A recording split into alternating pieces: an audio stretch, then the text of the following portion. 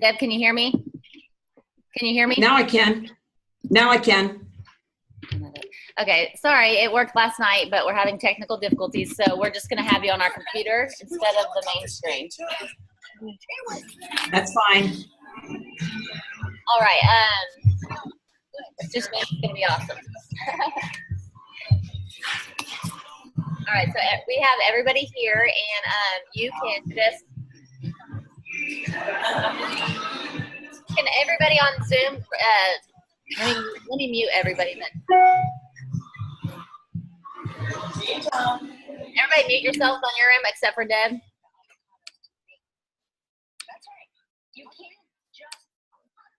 Deb, are you unmuted? Yeah, wait. Okay. I am. All right, much better. All right, we can hear you good because you're on Bluetooth.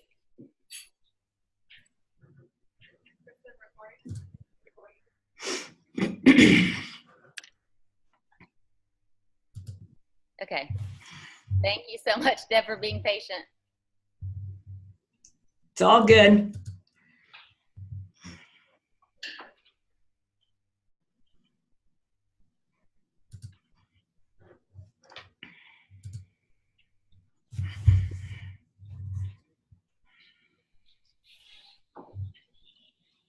We're ready when you are. You want to do an introduction? Yes. Sorry. Okay. All right. I know I've got some of you on Zoom and some of you here. Welcome, everybody. We will all introduce each other later, but we want to focus this time with the amazing Deb. This is Deb Erickson. She is a mindset coach, and she has helped hundreds of thousands of people in doTERRA with fears and mindset blocks and just helping people work through to the next rank or whatever their goals are. So she is phenomenal, and I've heard nothing but a success story after success story for people working with Deb. So without further ado, here's Deb Erickson. Hey guys, I am so excited to be here. What we are going to do today, grab something to write with. I know I can see you guys have little notepads and stuff, so grab something to write with. We are going to have a lot of fun, and I'm going to give you a lot of content. And then at the end of today's program, we are going to give you a sneak peek into a project that Kristen and Dana and Sherry and some of the others are going to help us lead. And so we're going to give you an opportunity. If you feel like today is powerful, we're going to give you an opportunity to play a little bit more.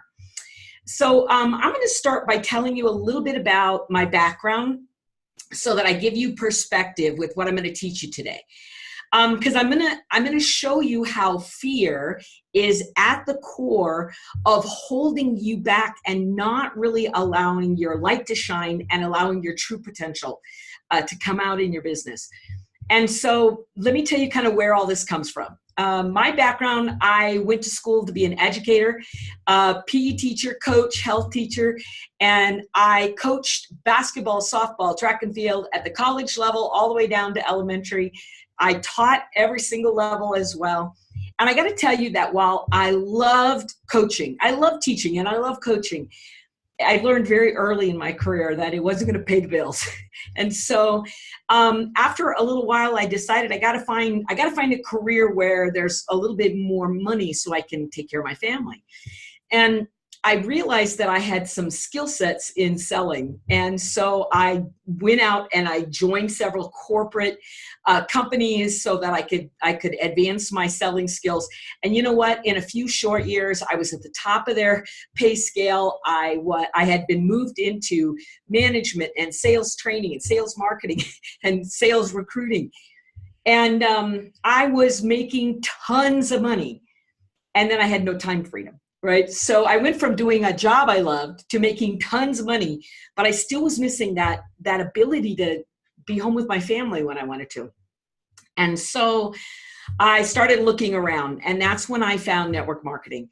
And I have to tell you that when I found it, I fell in love with it because I felt like this is everything. I can do everything that I love here. And my first company, it didn't take me long to hit the top ranks. In fact, in less than a year, I was standing on stage with one of those big checks, right? And when I went home after the convention and I saw the pictures, I had this major aha because I was standing on stage alone with my big check, and all the other top leaders had a slew full of people right behind them. And I realized I wasn't doing it right? That I had created personal income, but I had no leveraged income because I hadn't developed teams.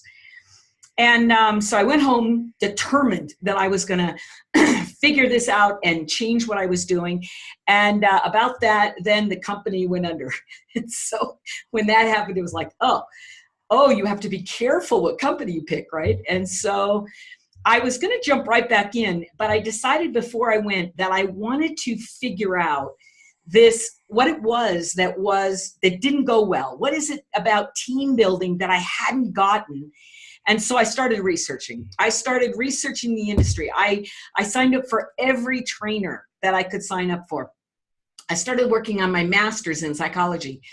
And once again, it didn't take me very long to figure out I didn't want to be a therapist to my team, right? But I wanted to coach them. And one of the things that I had discovered was all of my coaching techniques from my athletic days and from my, I guess what I would call it, from my training and education, all those coaching skills I realized were male dominant. And in other words, those coaching skills were perfect for guys. In fact, my very first coaching experience, I coached a guys' college team to the championship. And I got to use all my power and all my excitement and all my enthusiasm. The guys would bring me a chair. I'm only 5'2". They'd bring me a chair and I'd stand on the chair and I'd coach them and I'd get in their face and I'd do it. And all of those systems and styles, that male-dominated style, it worked beautifully. But then the next year, I worked with the women's basketball team. And I bombed. It was the worst experience of my life. And every time I would get together with them, I would use the same techniques. I'd be in their face and I'd challenge them and I'd push them. And they would back up from me. They'd start crying in the huddle. Like, there's no crying in basketball. What's going on? But I realized that the style of coaching that worked beautifully for men wasn't working for women. And as I began to study the way women's minds are wired, what I realized why. Why is it that those male-dominated techniques weren't working with women? It's this: women are wired differently, right? We are completely connected to our emotions differently. We are socialized differently. And so I had this epiphany, really, that we needed to train and coach women completely differently because our wiring, right, isn't allowing us to really maximize the male-dominated training that's in the industry. So I decided I wanted to come back. I carefully picked a company that I knew was solid. And once again, in 18 months, I had built $1 million business. I had 10 legs that I took with me to the top of the company in a very short period of time. And in fact, it was so fast that I got a lot of attention from other companies. Everybody started calling and trying to recruit me away.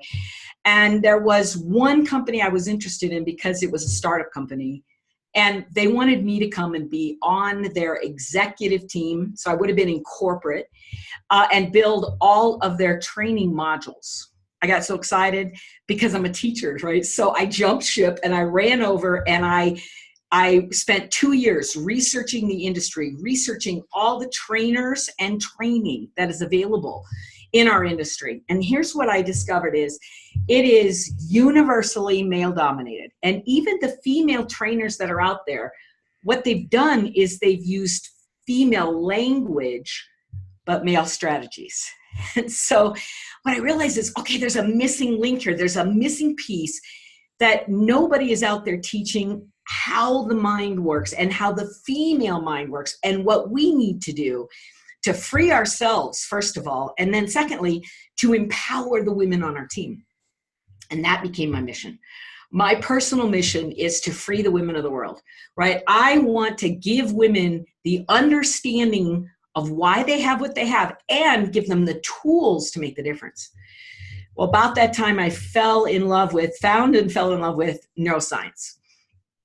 And the reason I love neuroscience, guys, is because it's really a explanation of how we're wired. That is number one. And number two, It gives us the framework to create the tools to literally rewire our brain, to reconnect the dots, right? To take the neural pathways that create what it is you have today, your picture of the world, and change it for good, change it permanently.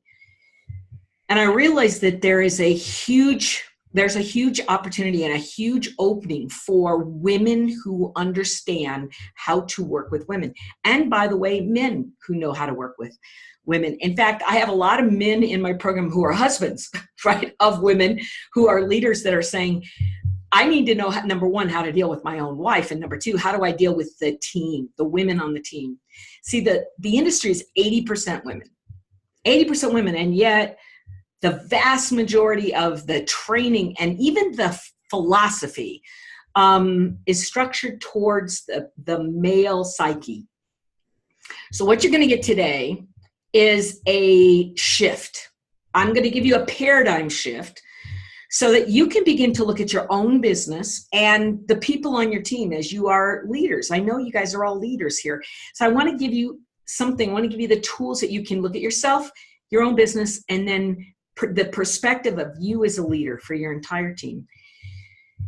So the men, if there are any men in the room, you will love this because you're going to have that aha today that says, oh, no wonder that wasn't working. And if you're a woman in the room, you're going to say, no wonder that wasn't working. And all of us are going to have, basically, we're going to turn a page today, right? We're going to open a new book, turn the page, and see ourselves perhaps for the first time. You guys got it? So anyway, a little caveat to, I was set to be on the executive team, and before the doors could open for that company, they went under. And so here I sat with 2 years of research in the industry, 2 years of research into neuroscience, 2 years of developing programs, and no place to take them. So I started my own company, and I have been out in the world really preaching this message and trying to open up women's minds to the power that lies within.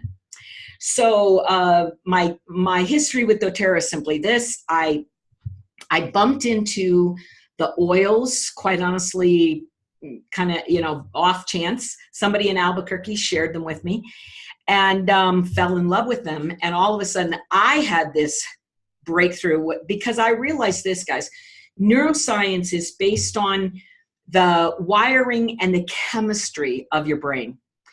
And so one of the things that's really important as we rewire your brain for success, the way you want it to be wired, one of the things you're going to discover is that the way you rewire is you use 5 senses, all 5 senses: sight, sound, taste, touch, smell.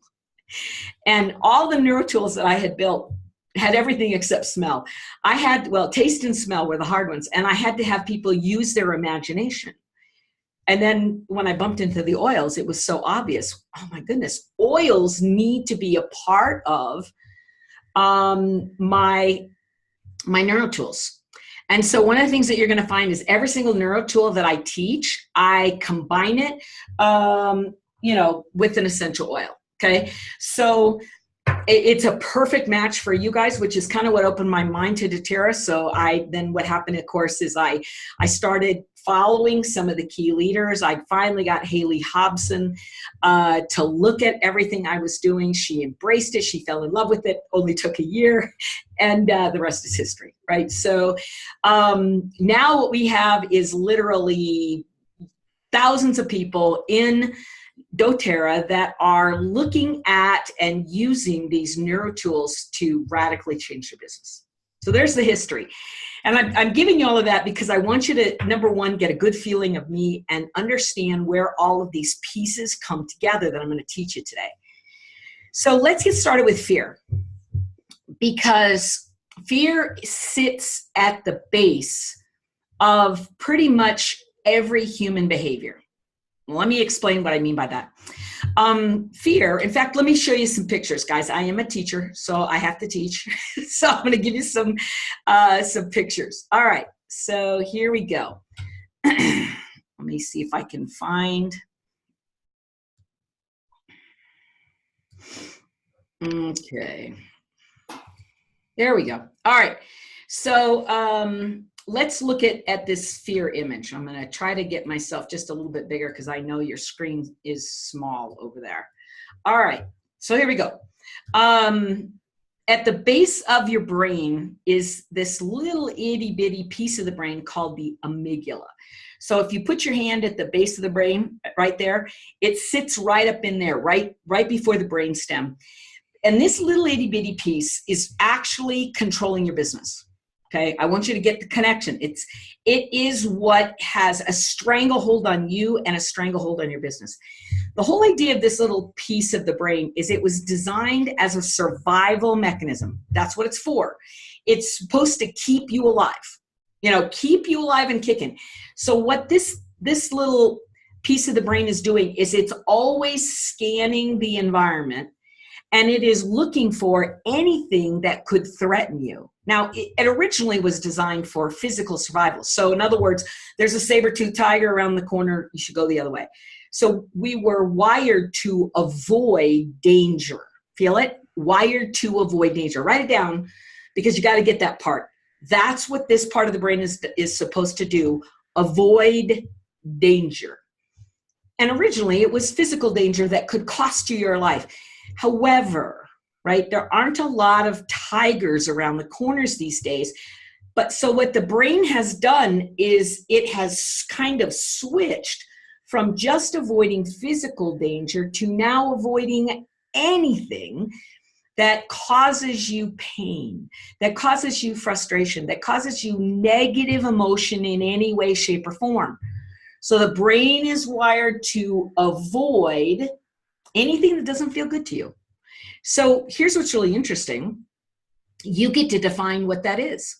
So if you had an experience as a child where somebody abandoned you, they left you, maybe your parents got divorced and it felt like your dad abandoned you, you will avoid intimate connections and relationships with people because you don't want to repeat the pain of abandonment. Maybe you had the experience where somebody was actually physically, emotionally, sexually, spiritually abusive to you.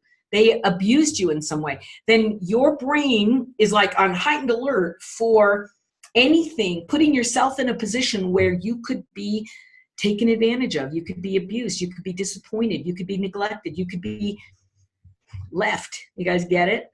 And maybe you had an experience as a child where people were trying to make you a perfectionist. In other words, it was never good enough. No matter what you did, it was never good enough. Or maybe you were not seen.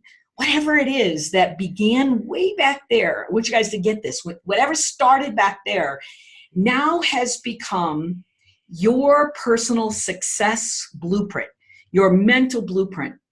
And your amygdala is trying to avoid anything that could cause you negative emotional distress. You want to know why you may be avoiding talking to people because you're afraid of rejection? It's the amygdala, right? You want to know why you are procrastinating because you don't want to disappoint somebody and not be able to achieve something? It's the amygdala. You want to know anything. I don't care what it is that you're not doing. If you know what you need to do to be successful and you tell me, Dad, I want this so bad, but you're not doing the things that you should be doing, I can tell you it's the amygdala. This thing has gotten triggered. So when this gets triggered, you have one of three ways that you're going to react: fight, flight, or freeze. That's how it's wired, by the way. This is a primitive, primal kind of reaction. It's the subconscious response, okay? It's not something you're thinking about. It's just something, your thoughts can trigger it, but it's not something you're thinking yourself in or out of. I just want you guys to see this. It's not that smart. It's really not that smart. Okay, so it's reacting. It's the reactive part of the brain. You guys got it. So how are you wired to respond when this thing gets triggered? When your amygdala gets triggered, there are chemicals that are released and hormones that are released, and literally your whole biology reacts when this triggers off. And some people say now that we live in a society of high stress, and then you choose an industry that adds the potential for stress. that this thing is almost firing nonstop, almost. It can fire dozens of times a day, or it can just be in a constant state of alert, okay? So here's the problem. You have 3 ways to respond: fight, flight, freeze. I will tell you that in general, guys tend to choose fight. And what we mean by fight is lean in, right? It's not really put your dukes up. It's really this energy where you're leaning in, challenging the thing you're afraid of, okay? So if you're challenging the thing you're afraid of, you're moving towards it, leaning in. Guys tend to do it. It could be hormonal, it could be socializing, it could be programming, lots of different possibilities of why that is. And there are women who are wired. It's part of their personality, it's part of their upbringing, right? Where something, there is a challenge and they move towards it, okay? So they address it. But in general, women tend to be wired more for flight and freeze, run and hide. So, and again, could be genetic, could be, it could be your training, it could be hormonal, it could be a million different things, could be personality. But regardless, this is our response more times than not. So when you are running away, if you wanted to run away from a tiger, it might be a great decision, right? But running away from rejection doesn't really serve you, does it? Write this question down. Does this serve me? Does this serve me? And the reason I want you to write that down is this is the question, the self-coaching question I'm going to come back to over and over and over again and say this, okay? That's an important question for you to ask yourself 40 times a day, right? You got to ask yourself moment after moment after moment, is this serving me? Is this serving me? Is this serving me? Because here's the truth, the vast majority of how we react and how we respond doesn't really serve our goals. It doesn't serve our intention and our life purpose. It's nothing more than a habitual response. It's just how we always react, right? Which it isn't good enough, right? It's not good enough that you keep doing the same thing you've been doing just because you've been doing it. What you have to ask yourself is, hey, does this help? Is this really getting me where I want to go? So running, I'm guessing most of you don't run. The reason I'm saying I'm guessing that, you wouldn't be here. You wouldn't be in a leadership position, and you wouldn't have come to this weekend retreat. You wouldn't be here if you were a runner. You'd already have quit and been gone. But it is a possibility that you are a freezer, that sometimes when challenges come up, when your blocks show up, when you are triggered in some way, that you're doing the freeze thing, kind of like deers in the headlight, right? Deer's eyes.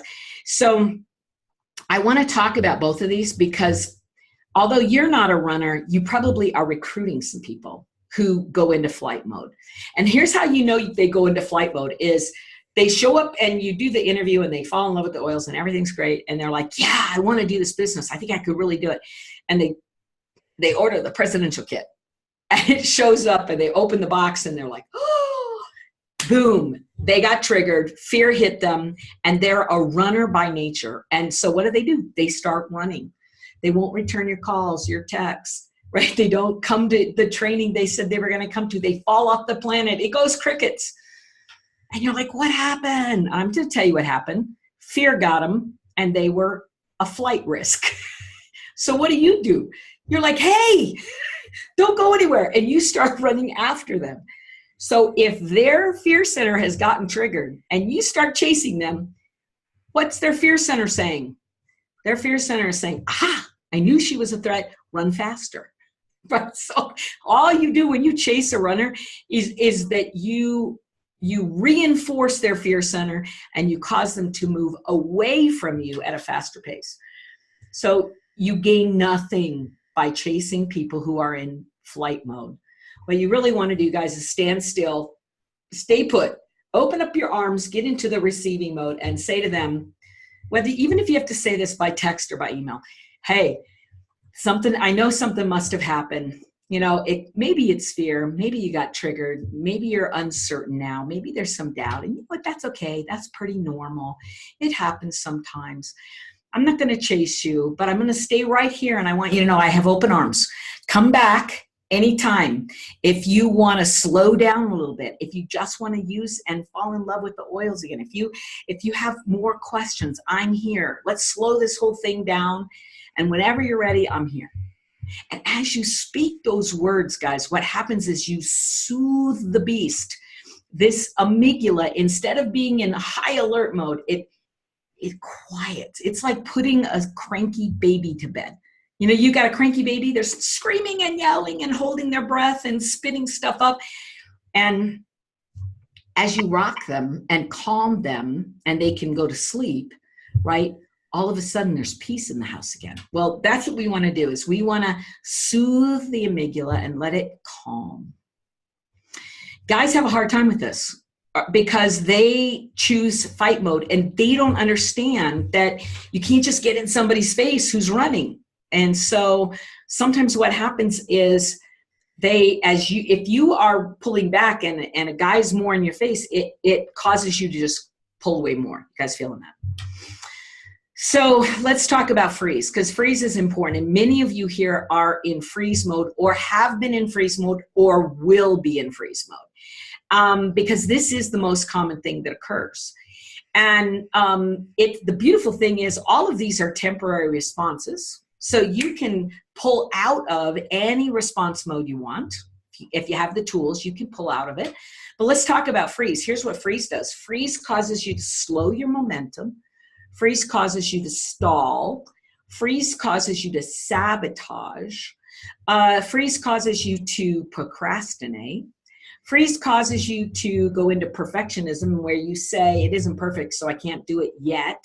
So you intentionally slow the process and progress. Okay? So these are all things that, if any of these things are happening to you, it's freeze mode.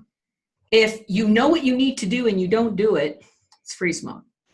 If you are using your kids, your schedule as your excuse, it's freeze mode. So here's what I want you to say. I want you to recognize about this is no bigger or badder than any other reaction. It's just that flight and freeze are not productive responses to fear. And while they are feminine, they are our feminine nature. The truth is, if you want to be a successful entrepreneur, you have to find a way to challenge and lean into. So I'm going to show you another diagram that is a big deal as far as what's happening to you in the industry. Okay, so everybody has a neuroset point. And basically, here, let me show you. A neuroset point is like this. Your brain in a box. You guys see it? So your brain has a boundary around it, like this. It has a box or a boundary, and I'm using the box really as a visual so you guys can see it. But basically, there's a safety boundary. So in this diagram, see how there's a box here? And inside, this little figure feels safe, secure, comfortable. This is the known. Now, the box represents, well, let me say it this way. You have a boundary around everything. You have a boundary around your health, how much energy and vitality you can have. You have a boundary around your personality. How big can you allow yourself to be or not? You have a boundary around income. How much money can you allow yourself to have, to make, and more importantly, to keep? You have a boundary or expectation around how far you believe you can grow in this business. So your rank, how many people you can invite onto your team and handle. Your brain has these limits. You guys get it? So let me show you what your limit is. Most people say to me, Deb, how do I know what my neuro set point, right? How do I know what my set point is? And I say, okay, it's really easy. So do me a favor, draw a box. And what I want you to do is write inside the box. So you probably have to do it about 2 or 3 inches big. Inside the box, I want you to write your current income. How much are you currently making? Not the most you've ever made, but what you typically make consistently. Write that number inside, like a monthly basis. So are you making 1,000 a month, 2,000 a month, 5,000 a month? What you normally make, put that inside. Okay. And I want you to write your rank inside the box. Again, not your title, but where you qualify consistently. Okay. Put that inside the box. Everybody got that? I want you to put inside the box the amount of money that you have in savings, in investments, the money that you have allowed yourself to keep. Put that in the box. Okay, good. And I want you to also write inside the box the number of people you personally have enrolled or sponsored that are leaders. They're there to play with you to build a business. So not the number of people that you enroll that are sharers, but those that are really builders. Okay, everybody got that? Now what you have just done is identified your current set point. This is it. That's your set point. So let me show you what that means, guys. That means that as you try to grow your business and you begin to move closer and closer to the edge of this boundary, your brain gets less and less comfortable. Fear gets triggered, amygdala gets triggered, and as you move closer and closer to the edge of this boundary, you begin to hear in your own head warnings. Kind of like when a little kid, a toddler, walks over to the edge of the stairs and there's no gate there. What do you do as a mom? Stop. You run, you make a commission. Whoa, whoa, whoa, whoa. Because the toddler's not ready to go down the stairs and the gate's not up and they're not safe. Or a little kid starts running to the edge of the curb and is getting ready to run out of the street. What do? Scream, yell, warning, stop. Well, your brain is doing that to you. Every single time you move to the edge here, guys, your warning signals are running off. And you have a way that you respond. Some people push through, they fight through. Some people back up, some people run away. But here's the key. What happens is you try to grow, you have goals and you're a part of the challenge and you're like, okay, we're gonna go for it. And you push. And then the natural reaction is for you to let go and bounce back. But some of you decide that you're going to face this threat that's outside your comfort zone. And so you push past it. Maybe you set a goal out here and you want to achieve it bad, right? Whether it's an income goal or a rank advance goal, or maybe it's qualifying for a trip and you're like, I want that so bad. And so what happens is you push past this boundary and you challenge your fear. You move past the risk and the threat of change and danger that's sitting outside this boundary, and you push and you get it, right? You push, use willpower and discipline, and you make it happen. And then what happens is you wake up the next morning and you begin to freak out because you're like, whoa, what am I doing out here? I was very comfortable as a silver, and now I'm out here and I'm gold. What am I doing? And the brain starts challenging you, right? The fear center starts challenging. What are you doing outside of the safety of your little box, your little cave? And so 9 times out of 10, what happens is we advance in rank. And then we find ourselves someplace we don't know. We're uncomfortable. It shows up a million different ways. And so then we run back to the safety of the known. So you hit gold and then you run back to the safety of silver. Or if you're gold, you hit platinum and then you run back. And then you hit diamond and then you run back. And so you see it every day. You've got it happening probably to you and most definitely to the women on your team. And so what do we do about this forward and back, this yo-yo kind of energy? It's so frustrating because you know that you can achieve more, but you can't maintain it. And the reason you can't maintain it, please hear me, it's not about you. That's the mistake we make. As women, we take everything personally. And so our definition of the reason I can't hold on to this, it's me, right? I am not enough. And when you do that, you shoot yourself in the foot, and you basically affirm that you can't hold on to it, you can't repeat it, you don't deserve it, and you run back to the safety of what's known. You guys get it? So basically, you are, I'm looking for the right word, you are doomed to stay here and repeat this pattern over and over and over for the rest of your career.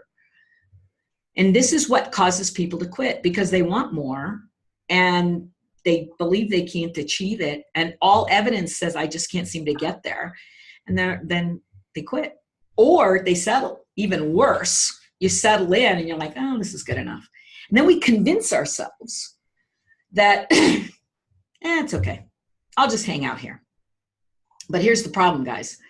This business is a business of attrition. That means people quit, people leave, people get sick, people have trauma, people have life happening to them. And when life happens to them and they quit or slow down because people are going to leave, what happens is your rank gets eroded. Your income gets eroded. Your growth gets eroded. And as your growth begins to get eroded, then people say, oh, this doesn't work. This isn't working. This is a scam. I can't keep up the pace.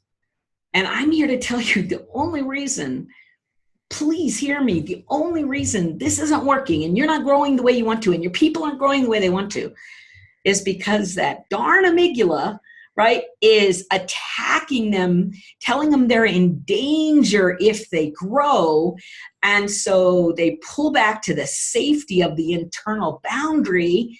They make peace with it. They settle into it. And then they tell themselves, this is all I can do. This is me. This is me. You guys get it? It's not you. It's not you. It is the boundary your brain has created. That's all it is. So what's the answer, guys? Well, the main answer here is that you can do one of two things. You can step outside your comfort zone for sure, and you can achieve something, but I'm going to tell you, you won't maintain it because the brain won't let you live in a condition that it doesn't feel safe in. It will do everything it can to trick you back into the box. So if you're going to use willpower and discipline to step outside, not a problem. Go ahead and do it, because then there is something to be gained here, because you realize you can achieve more. But when the voices come and say, yeah, but you can't maintain it. Yeah, but if you get it, you're going to lose it. This isn't who you are. You don't know how to take care of this. You don't know what you're doing. When those voices show up, which basically is just the voice of fear, then that's when you are at risk for your brain to take you back. So what do we want to do? Well, two ways to approach growth, guys. One is step outside the comfort zone and then expand this box. So imagine I drew a box here, or I drew a box here, or I drew a box out there. Here's the really interesting thing is this box is an illusion. It isn't real. You guys get it? It's not brick and mortar. It's not a real wall, but boy, does it feel like that.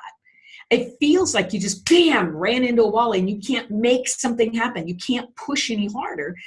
And that's because your brain, your fear center is really good at what it does. It's really, really good at what it does. So you got to be smarter than your fear center. You got to be smarter than your brain. You got to have the tools that say, I'm going to stretch my comfort zone.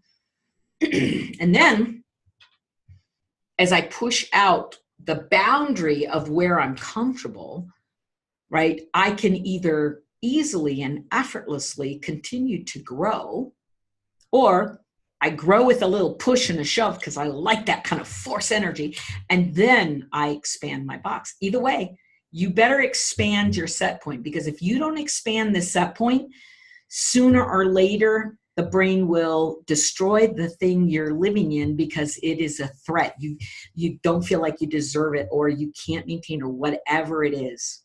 You guys got it? Because your brain wants to live in comfort. It wants to live in safety and security. Safety and security are a human drive that it will be met. You guys get it? There's no denying it.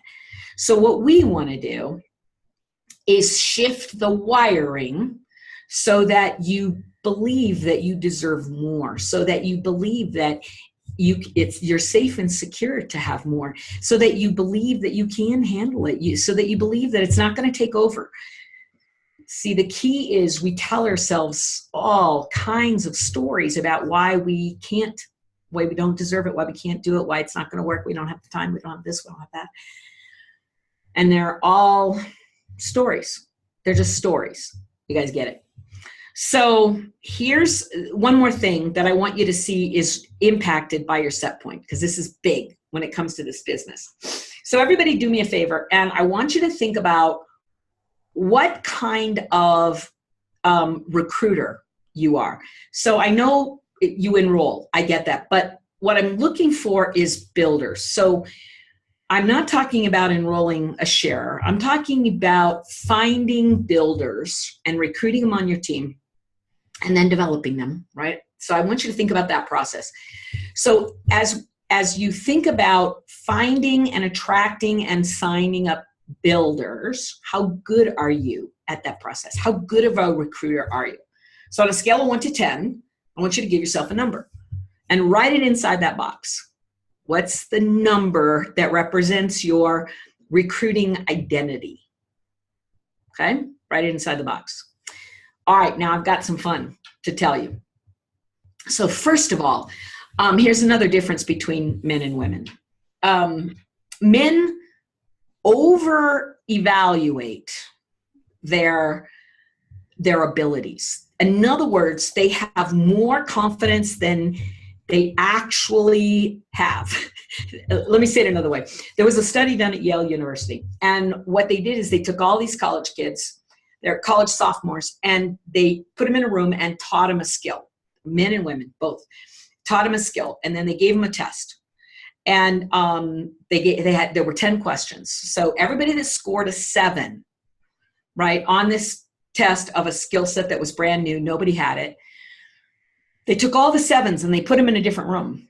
And they asked them, how do you think you did on the test?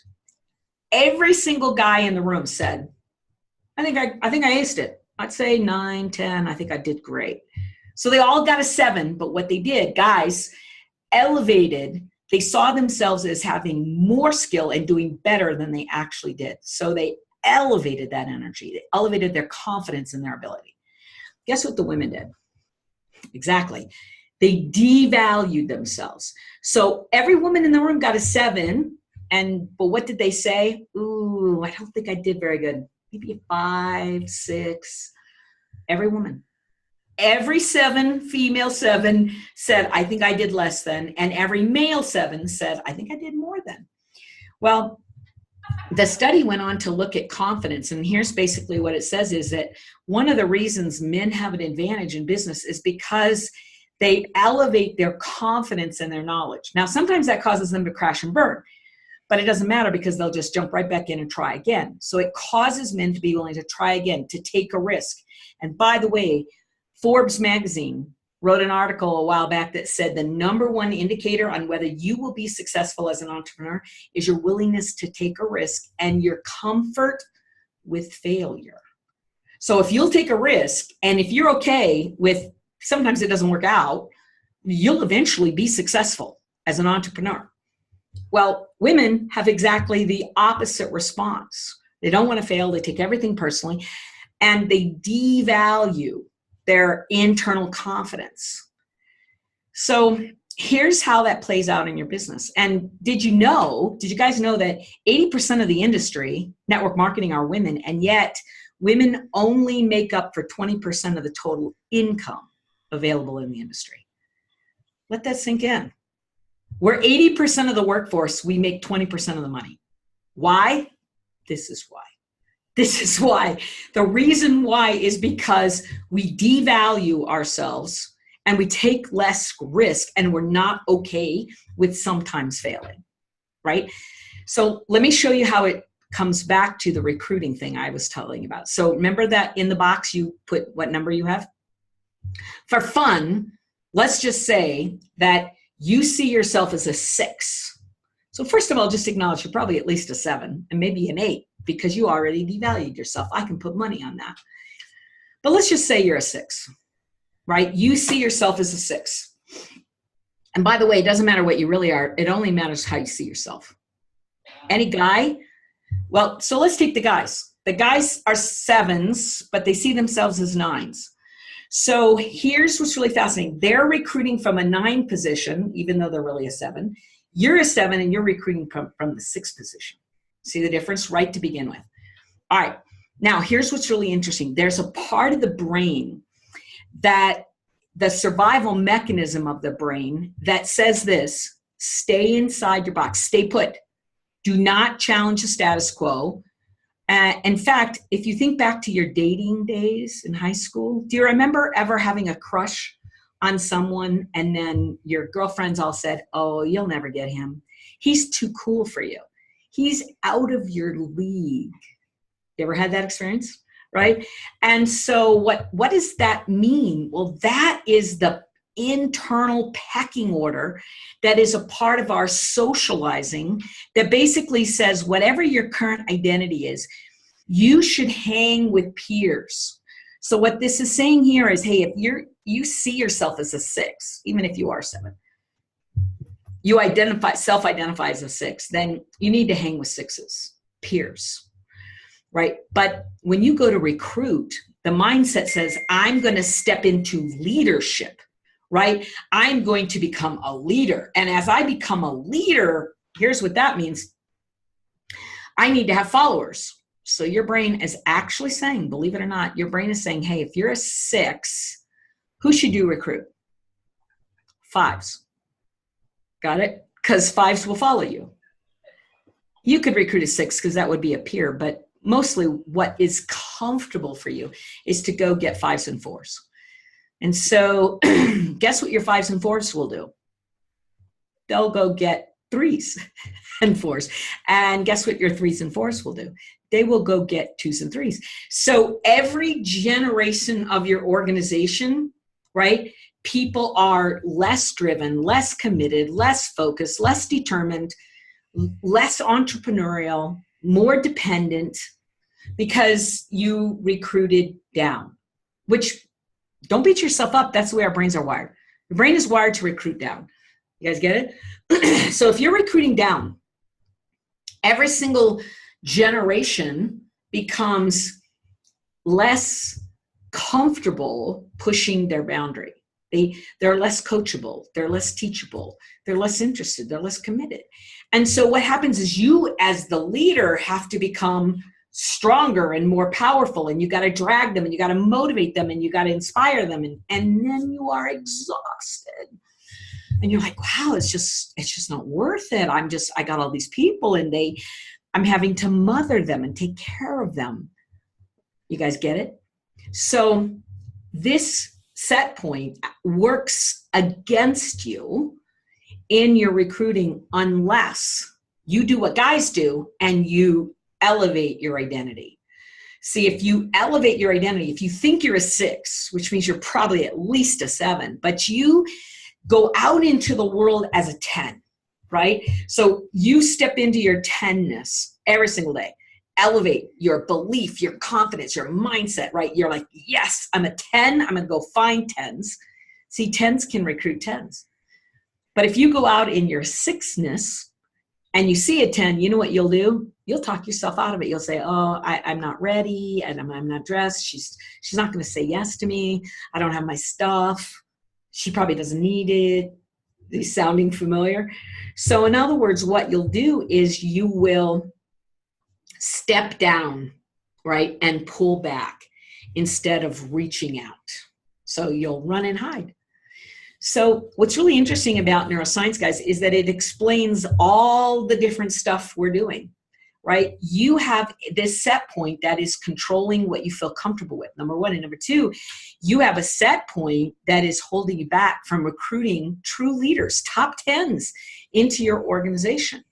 And then this set point, once you recruit those people, then you end up mothering them and nurturing them and taking care of them. And then you're exhausted because you're not building a network marketing empire the way it was created. You are recruiting people who need you so that you can get your needs met by being a leader, but you don't have a business. Or you don't have a business that's thriving or growing at the pace you want it to grow at. You guys feeling it? So can you see how these aspects are active and alive in your mindset and attitude every single day? You guys got it? All right. So let me stop for a second and see. I'm just going to check the chat box. Is this making sense to everybody? All right. So is the answer, Jessica, I know you were kind of joking with this, go find more male builders, haha. But there's a point to that, isn't there? Because this process comes to men more naturally. So yeah, find some men. But let's add to that and say, how about we teach the women in our organization to challenge their fear, right? To lean in, to move towards. What if we create an empowered women's workforce? You guys feel it? Good, good. All right. So first of all, let me see if, Kristen, are there any questions so far in your group? Any comments or questions?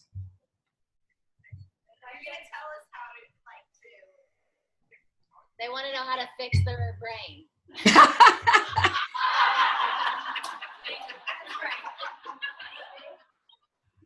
I love it. I love it. So you walked right into it, right? Yeah, absolutely. So the next obvious question is, okay, I get it, Deb. My fear center is controlling my business. You guys, would you agree with that? It's like your fear center is in charge. What are we going to do about that? Well, what we want to do, number one, is we want to trick the fear center. So what we are looking to do is we are looking to say, look, I want to expand my set point so that I'm comfortable with more. And when there's something I want that's not in my set point, my neural set point, I want to have the courage. I want to trick my brain so that it's not reacting in fear. And instead, I'm redefining, right? You can, instead of saying I'm afraid, you could say I'm excited. And I'll tell you why that is. Did you know that the biochemical, that response that's going on in your body is exactly the same? Fear and excitement are the same. So think about, have you ever seen a roller coaster? People are screaming their heads off. What you don't know is, are they excited or are they terrorized? You don't know. You know why you don't know? Because it's really the same energy. And they're screaming. Probably the only way you know the difference is how white are their knuckles. So that's sometimes like the only way we can tell, because the truth is the energy is the same. Some people love the adrenaline that comes with fear, right? So when you're at the top of the roller coaster and you're looking down, your brain is going, holy moly. And it really is the fear response center getting triggered. But you either call it excitement and thrill, or you call it terror. And that's the difference between whether you love roller coasters or you don't. You want that adrenaline rush and you say it's a good thing, or you're not.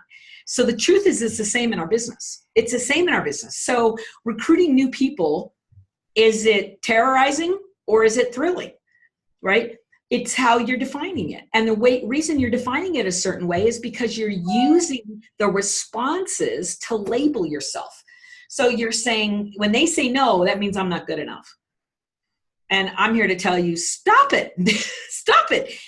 Whether somebody says yes or no to you has nothing to do with you. It has everything to do with them. But as women, we take it personally. So here's what I want to do, guys. I want to give you the tools that you need to radically overhaul your brain's, first of all, boundaries, your set point, how you respond to fear. I want to give you the tools so you can silence the beast of fear, calm it down like that crying baby. We're going to soothe it and calm it down, and up the ante of your confidence and your power and your knowledge. You guys got it? That's where we want to go next. So let me show you one more diagram. Actually, it wasn't on my list today, but I want you to see it and it's actually called the motivation map. I did this the other day on one of my trainings. I'm going to show it to you because I want you to see that there is a plan, guys. There are tools and there is a plan. So let me show you what that looks like. Hold on a second here and let me share this diagram. All right. So, and you know what? You don't have to try to like fill in the diagram or anything like that. How about I send this to you, Kristen, and you can share it with everybody afterwards. So this is called the motivation map. So let's all do this. Do this for me. I want you to think about your goal. What's your goal? The thing you want. And I want you to put it in your right hand, and I want you to elevate your right hand to 1 is low and 10 is high. How much do you want this? Where's the desire for the goal? So decide what that is and raise your hand to that level. Okay? Whatever that is. Okay? Now I want you to think about the thing you are most afraid of, whether that is asking someone to join the team or developing someone or getting on Facebook, live, or creating a video or teaching a class, whatever it is, that goes in your left hand. Okay. So now you have the want that's in your right hand and you have your fear that's in your left hand. So I'm going to make a prediction and I'm going to say this. If you know what you need to do and you're not doing it, that means your fear is higher than maybe you are aware of. Okay. Because the only reason you wouldn't do something that you know you need to do in order to get the thing you want is because fear is in charge. So I'm guessing that fear is high. If you're not doing the things you know you need to do, fear is high. So look at the difference here. If my fear is at a 9 and my desire is at an 8, what's going to win? Fear will win every time. If they're even, probably fear will win. Especially if you are a freezer or a runner. And so what do we need to do? We need to lower the fear and we need to elevate that desire, that what, that why. So look at the visual here, okay? So see this little Hilga image? I teach this in my class, so you guys don't have all the advantage of the class right now, but this little Hilga image, that represents your, sorry, my mouse is going wild here. That represents your subconscious mind. So I drew a little picture of an old lady. She's supposed to look like a librarian because your subconscious mind is kind of like a librarian. She's the rule keeper, right? She's the automatic pilot. So when you're not focused and intentional, you go back to automatic pilot. So Hilga, right here, right? This is the autopilot. This is the automated part of your brain. So fear is responding out of that center of the brain. So if your fear is a 9 or 10 and it's way up here, okay, see this little red spot in the brain? I'm going to call that the stop center of the brain. So what's happening is that part of the brain is saying, stop moving forward. Okay, you're going to die. And so that's great. That's the stop center of the brain. So what's happening to most of you is you are living in this automatic pilot, in this Hilga subconscious, and your stop center, right, is what's ruling your world and controlling your business. All right, what we want to do is move to the other side of the equation. So we want to come over here to the front side of the brain, right? The thinking part of the brain, and we want to activate out of the go center of the brain. So the go center of the brain, what's really important, the motivation center of the brain, is to recognize that all 5 of these aspects are the go side of the brain, okay? So the first part is what lives in, I'm going to call her Tawanda, right? Tawanda is supposed to be your conscious mind. That's the part of your brain that's going Mach 3 with your hair on fire. You want it. This is desire. You're like confident you're going to do it. This is the talking part, right? This is the creative part. This is the decision-making part. But here's the really important part. It's only 3% of the power. Did you guys know that? Your conscious mind has only 3% of the power to affect real change in your life. Part of that is because you are constantly being distracted. Did you know that? Even when you try to focus, your conscious mind loses focus every 8 to 10 seconds. every 8 to 10 seconds, guys. And that's not even ADD. That's just normal human brain wiring.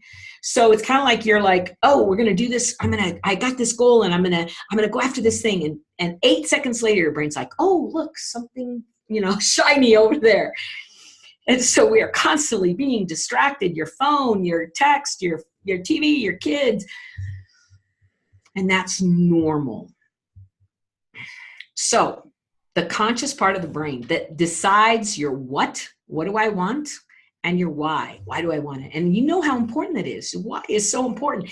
This represents the focus and the drive of your conscious mind, okay? However, 3%.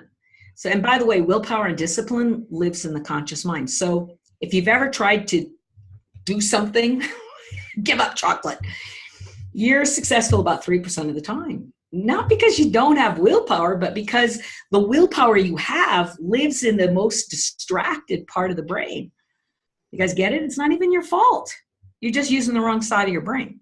So the subconscious mind, Hilga, is where 97% of the power lives. And it's 3 big things there. So I want you to see this. This is your belief, which means I can do this. I can achieve this dream. Determination, this is will, your decision, your commitment. I'm going to do what's required to achieve this. I'm not going to give up. I refuse to be stuck. It's that kind of energy. And then the third is I'm enough. I deserve it. And so all 3 of these need to be sitting at a 10, as well as your what and your why. You have to have a strong desire, and then you have to have a strong internal I can, I will, I am. Because when you have it takes all 5 of these to get your motivation center up to face your fear. It really doesn't seem fair that the fear center is the reaction part, and bam, without you even paying attention, you're in it and you're reacting to it. But the truth is, to stay motivated, you have these 5 aspects that have to be engaged, and you have to hold them all higher than the fear. This is why fear is getting you. You guys get it? This is why this natural brain training that is avoiding is stronger than you're leaning in. But the beautiful thing is, all of this is wireable. You can rewire your brain so that you can't change the fact that your conscious is only 3% of the power. But what you can do is make sure that the 3% is living at a 10.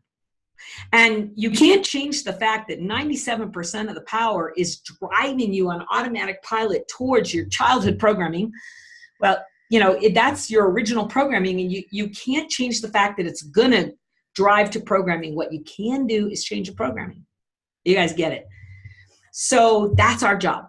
Our job is to soothe the fear and to elevate these motivation centers. So I'm going to teach you a neural tool right now.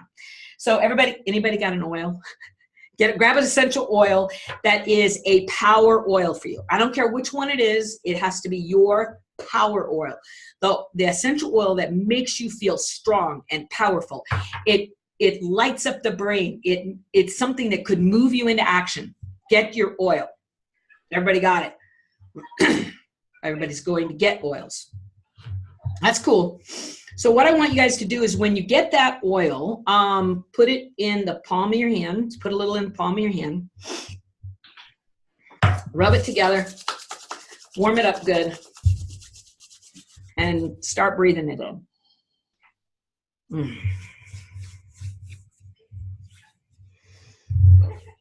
We're waiting for everybody to get back to their seats. Okay, come on, put the oil in your hand, palms. Rub it together. Really allow your brain to absorb this smell. Doesn't matter which one it is. It just has to speak to you personally. You guys get that? Okay. Now, as you're getting that, what I want you to do is take a big breath in with one hand, and with your second hand, put it up. And what I want you to do is touch your thumb and your first finger together and say, I can. And then breathe in your oil. Good. I can represents the fact that you can achieve this goal. You can have the life you want. You can rank advance. You can own that new rank, right? You can own that new home. You can. So say, I can. Good. Breathe it in. Good. Now take the second finger and touch it to your thumb and say, I will. Say it. Good. I will do what is required to achieve this goal. Say it. I will face my fear. I will overcome my self-sabotage. Good. Breathe in and say, I will. Good. Now touch your third finger and your thumb together and say, I am. I am enough. I have always been enough. I will always be enough. Breathe in. Anchor in that I will. Good. And now make a fist and say, yes. Come on, yes. All right, now we're going to do it faster. Watch this. I can, I will, I am, yes. Do it with me and breathe in between your speaking. Ready?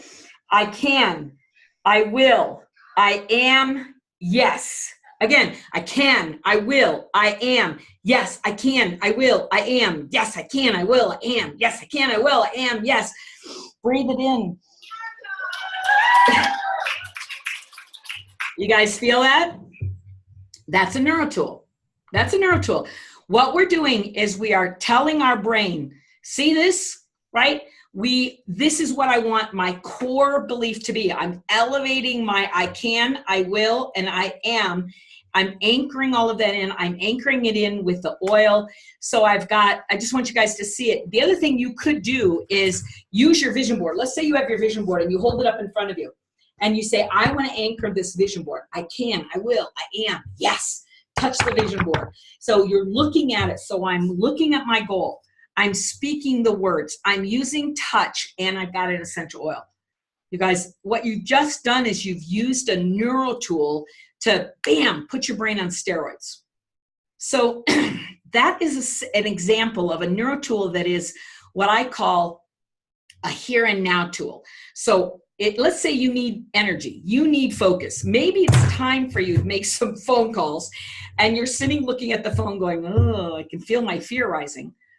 Immediately, right here, there, and then, you want to stop the fear, and then we're going to use our neuro tool. I can, I will, I am. Yes, I can, I will, I am. Yes, I can, I will, I am. Yes.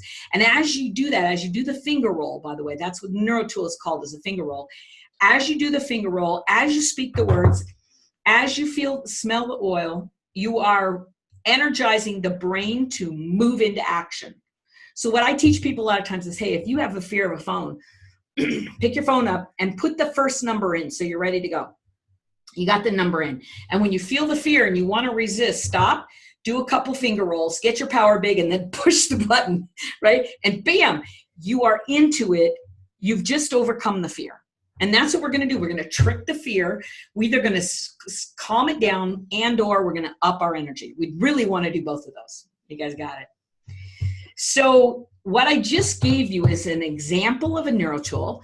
And I gave you an example today of really my training. And what we want to do, what Kristen has talked to me about is, she asked me if I'd be willing, number one, to do today, but number two, kind of the follow-up, is work with you guys and give you a class that will teach you, number one, it's going to teach you, 8 weeks of these kinds of classes, right? Where you're going to learn more and more and more about what your brain is doing to you and why you are where you are. The really cool thing about the class that we're going to do together, guys, is that the class is designed to help you evaluate your past, look at your personal triggers, look at your fear, and help you get really specific about what you want to break free from, okay? The second thing you're going to get is 30 neuro tools. So the one neuro tool I just gave you, if you felt any energy from that at all, I'm going to give you 30 of those, okay? In addition to that, I'm also going to give you brain retraining language. So I'm going to give you a daytime recording you can listen to over and over and over that will shut down those negative voices and give you powerful voices, powerful new language. And then I'm going to give you a nighttime recording that you can listen to in the evenings that will begin to retrain elevate your core belief. You guys get it? So we have neuro tools that can shift you right now, make you feel better temporarily. And then you also have neuro tools that will begin to elevate your core. So guess what that does? Expands the set point, right? So as you live with a bigger and bigger and bigger set point, first of all, it's going to make your growth easier because your brain is not afraid of growing to expand into what's already safe. You guys get the feeling. So we're going to spend the next 8 weeks in a class called I Can Start. And basically what we're going to do is ask you guys, we're going to put you in a gold membership. This has nothing to do with doTERRA Gold level. This is my membership, and my membership is named Gold. If you're a leader, you belong in the Platinum membership, the I Can membership. But you're going to be in a membership that gives you resources. Okay, it gives you training. You guys can be on a call like this live with me on Mondays. Every Monday morning, I do a live training. So you'll be on with me live on Monday if you want. In addition, we'll take the class, and the class is pre-recorded. You can do it at whatever pace you like, but together as a group, we're going to do one class a week and then one follow-up session where Kristen is going to lead those sessions, so she'll do a Q&A. I'm giving her kind of some inside training, and she'll use that to help answer your questions and keep you guys on track. There's a Facebook group, so you can get on, you can ask me questions, you can post your homework. Guys, we're going to spend 8 weeks, and during those 8 weeks together, here's what's going to happen is you are personally going to get the tools and the techniques and the understanding to know why you are where you are, to not take it personally. This is a no judgment zone, okay? So not take it personally, but to decide for yourself, what would I like to change? And then once you decide what you want to do differently, this is the really cool part. You decide what you want to do differently, and then we'll pick the neuro tools and all of the things that you're going to need to literally rewire the brain. Because your brain has something called neuroplasticity, which simply means it's moldable. You know, it's moldable and changeable. Here's the problem. Your brain is moldable, but you keep molding it in the same image. Every single day you wake up and you reaffirm your limiting beliefs. You reaffirm your fears. You regroove, right, patterns that you learned in childhood that were designed to survive an environment, but not thrive. So we're going to pick new thriving skills, and we're going to embed those thriving skills over and over and over and over again. Because guys, the beautiful thing is you can decide what you want to create in life, and then we'll give you the tools and the platform and the map to get you there. And each person in the room can pick something different. You got to pick something that's a match to you, but the tools are the same. So we're going to do it together, because one of the things that's so important for women, not so much for men, by the way, but all the research says this: women grow faster in a group. Women can succeed at their goals at 87% rate higher if they're in a tribe, if they're in a community. So if a woman gets support, right, an accountability buddy, a loving, supportive community that has no judgment but complete encouragement, she is 87% more likely to hit her goals. Guys can seem to be able to do that in a vacuum, not women. Okay, so we're going to create a tribe. We're going to create a community that is moving together, and as we do that, your chance of success is broader because you won't be alone, because you're going to be surrounded. So what I'm going to tell you to do is you're going to need to talk to your leader. So Kristen, Dana, all of you guys that are there that are presidential leaders, Blue Diamond presidentials, all of that, you guys are going to kind of help run the show. And we're going to start a group in the next week or so and get you guys going. Would you like that? Okay. Okay. All right. So you guys talk to the people that invited you here, and we'll form the groups, and we'll invite you guys in. We'll give you all the structure to get in, and we'll get started right away. Our goal was kind of to launch this so that we got a couple of weeks in before convention. And here's why. I want to open up your mind before you get to convention. If we do, several things are going to happen. When you get there, you will be in a receptive mode at convention. You're going to get ideas. You're going to get stuff that you will feel confident you can employ. But you will leave convention with a higher belief than you've ever done before, because your I can, your I will, and your I am is going to be elevated. Okay. So instead of going in as a 6, we're going to make sure you're going in like an 8, 8.5, 9, right? We're going to start expanding you before you win, which is huge. So we'll create a little bit of momentum, then you'll have the convention energy, and then we'll explode it from there. Sound good? Yeah? Okay. Yes? All right. All right.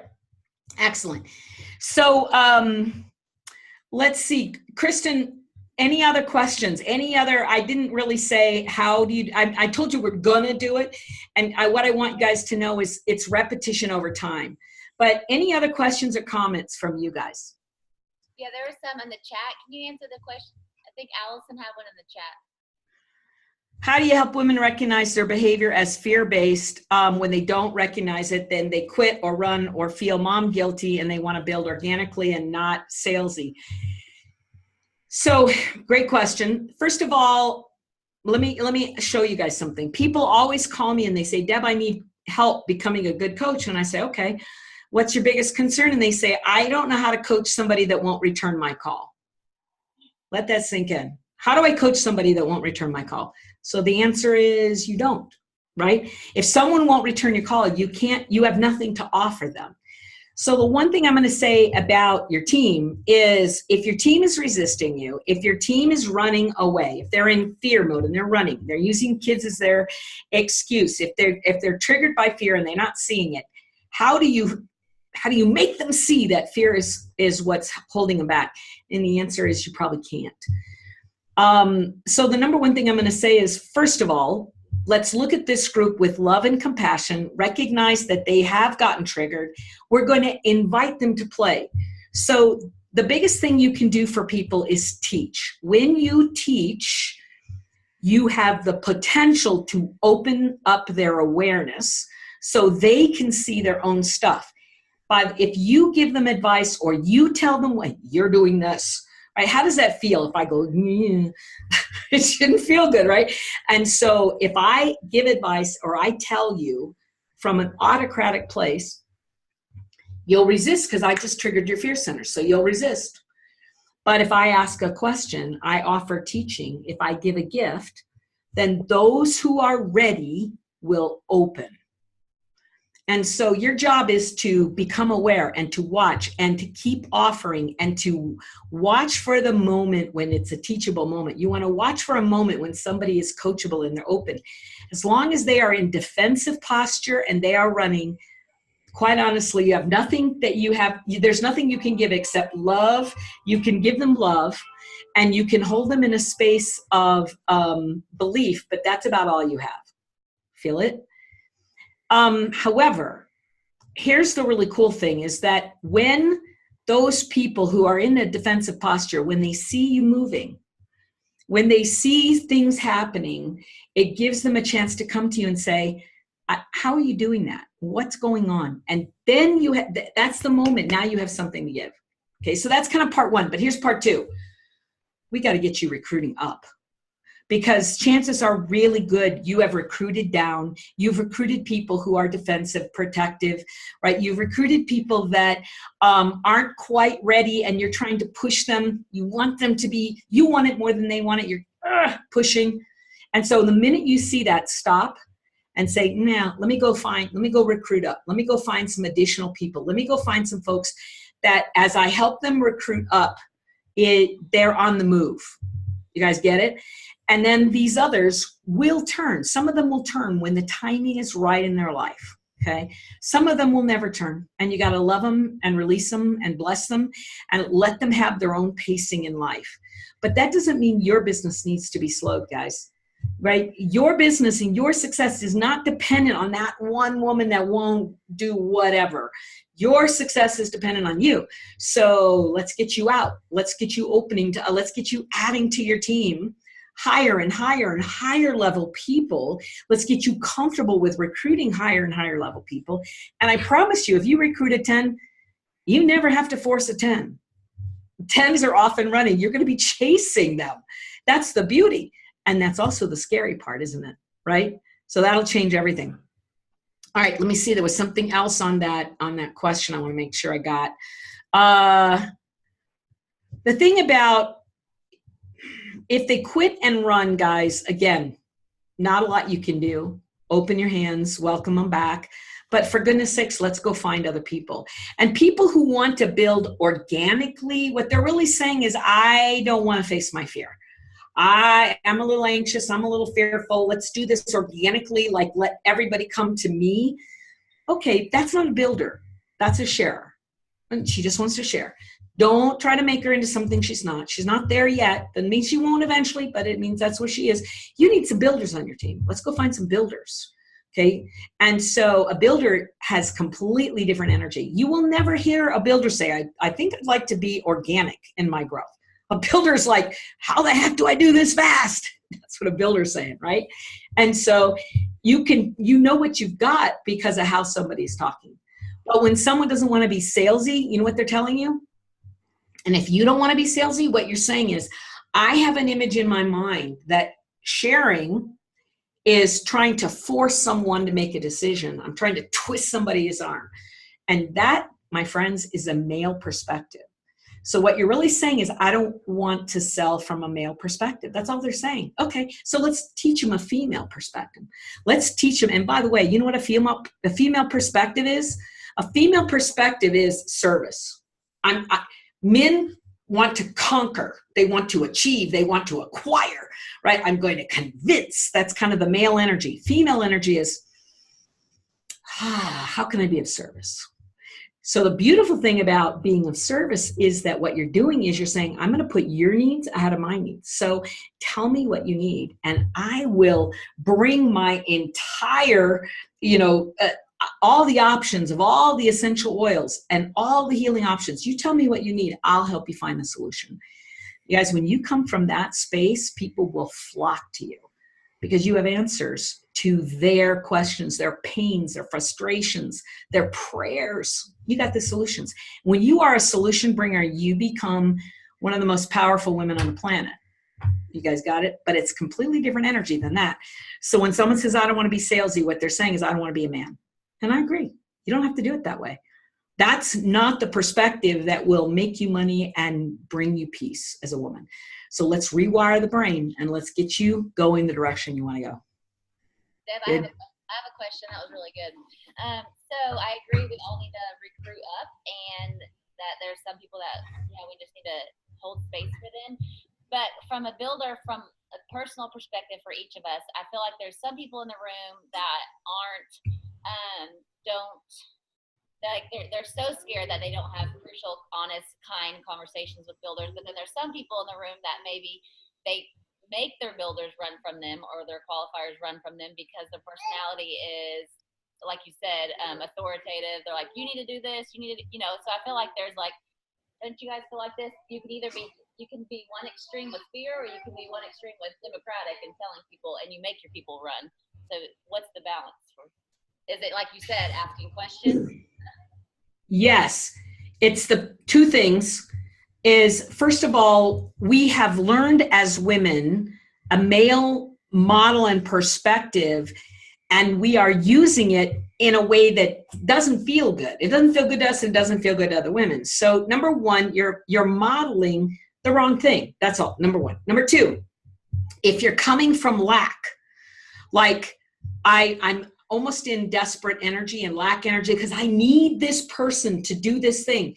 then that's where that authoritarian energy can come from, because I'm in lack. When I come from abundance, I don't need any specific person to do any specific thing, because I know how to attract what I need. Okay, so it could be lack energy. It could be a male model that you are pursuing. So to give yourself a break on both of those, because remember, there are mirror neurons in your brain. Mirror, right? So reflective neurons. So what happens is we do what we're taught. We model what we've learned. And so the industry is full of that authoritarian energy. So it causes us to model it, but it's not effective with women. You got to hear this. Women tend to shy and run away from advice and authoritative energy. So if you're in that, take a breath and just say, okay, I'm using a system that's not very effective. I need to learn a new strategy. And questions, you are right, Kristen. The answer is questions. What you guys don't realize, let me give you this, okay? One more thing. When you learn how to coach, when you go get your coaching certification, here's one of the things you're going to learn, is that when you give unsolicited advice, that means I tell you what to do. Your chance of the person receiving it and using it is 1%.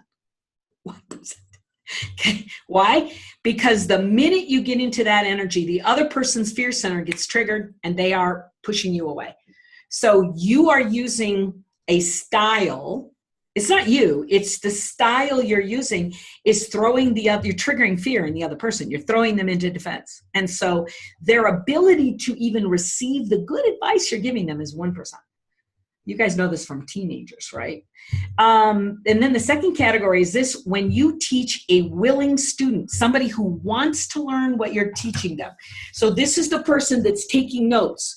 They're listening and they're taking notes and they're showing up. A willing participant is only receiving 20% of what you're teaching. That's why you have to teach the same thing over and over and over and over again. Hopefully, your students are getting different 20% each time, but still the brain can only absorb 20%. But when you ask a question, this is the power of questions. When you ask somebody a question and then you shut up, and this is the important part, you got to stop talking. So you ask a question and then you wait.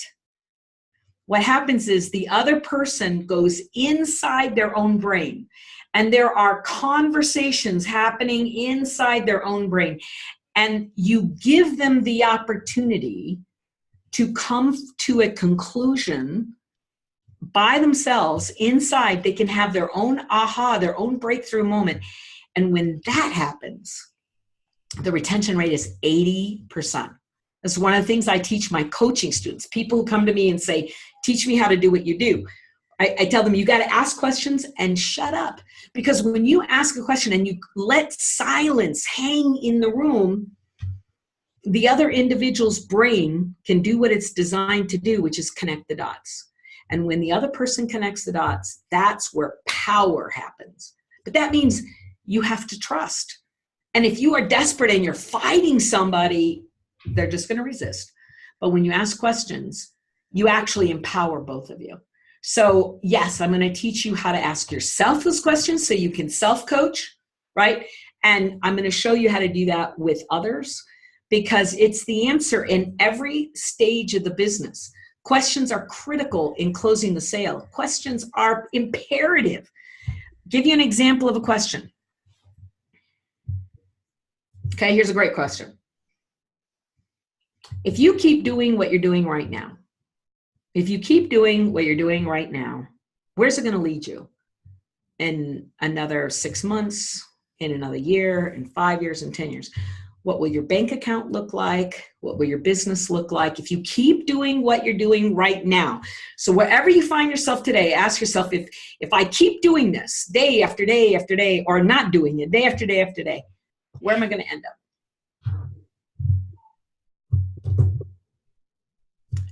So my guess, if you're honest with yourself, is you're going to say, if you're not getting the results, if you're not doing the things you need to do, your answer is probably not going to make you happy. Because if you're stuck, you're just going to be more stuck. If you're not getting results, you're just going to get more not results. You guys get it? Because we are creatures of habit and we repeat the patterns. So now let me ask you a second question. What would happen if you joined this class and you learned the skills to create the shift in your business? You learn the magic questions, you master your mindset, you become a manager and a master of your own emotions, you hold yourself at a 10, you have outrageous confidence, you approach your business from a service position. What could be possible? And what if you did that same stuff month after month and year after year? Where could you be in a year or 5 years or 10 years or 20 years? So how was that? Okay, just a question. And I let your brain tell you the answer. I didn't tell you. I didn't say, if you keep doing this, you're not going to be stuck forever. I let you tell yourself. And you know why? Because you're harder on yourself. You'll listen to yourself when you're not listening to me, because you're going to defend against me, but you don't defend against your own internal judgment. You guys get it? Okay. So did I give you a good example of a question? Yeah. By the way, that's a good closing question. That is the perfect question. In fact, when you want to close and say, if you keep doing what you're doing, where is your health going to go? And what would happen if you included these essential oils, right? And we solved this issue, or we brought relief to this issue, then what would your life look like? It's a powerful close question, guys, and you can use it in a million different ways. By the way, everything you're going to learn, it's all connected to your business. First, because the first class we're going to focus on is you. And once you get your brain operating the way you want, and you get the skills for yourself, and then you can share that with your team, then you can come back and take another class. You can take a class on selling and recruiting. And here's what I always say is, guys, the things I teach, I'm teaching it from the inside out and a female perspective. So, there's a lot of classes out there where you can learn scripts. And scripts are wonderful. They give you some language.